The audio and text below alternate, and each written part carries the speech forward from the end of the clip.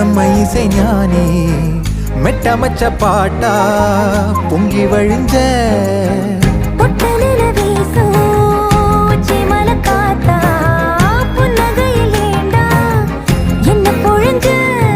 சாராயம் இல்லாம சாஞ்சேண்டி கண்ணால